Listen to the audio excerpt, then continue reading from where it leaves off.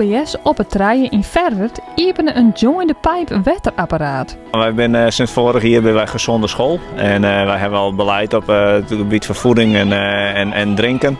En een van de dagen, bijvoorbeeld de bovenbouw, die had een kraanwaterdag. En toen kwam van het ministerie de regeling dat er een subsidie mogelijk maken werd kon.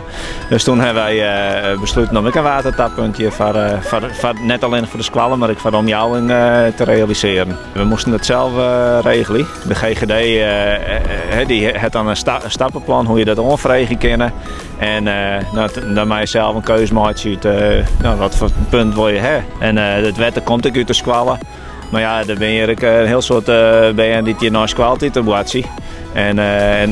Of de skielervereniging die maakt het je gebruik van. Of BN die in de sporthalbroekers en zusjes het te sporten.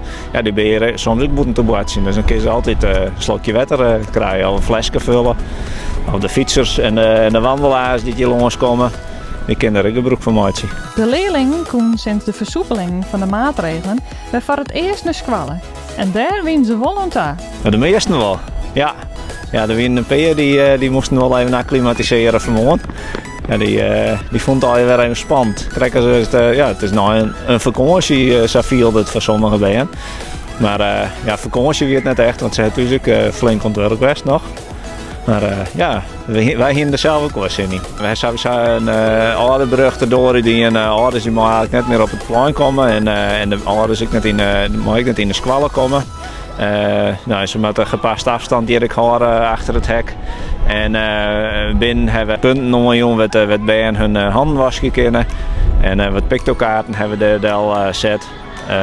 En we maken een extra schoonmaakronde. De skiermaakster maakt het aan het einde van de dag dat een intensieve ronde en wij als leerkrachten binnen indeeld in het schema. Dat we zelf om horen ze half weer erdoor krukken en de wc's zou ik weer nog even een extra balans. Vanmorgen weer voor het al mensen wat je even een knuffel joh. We zijn er geen al.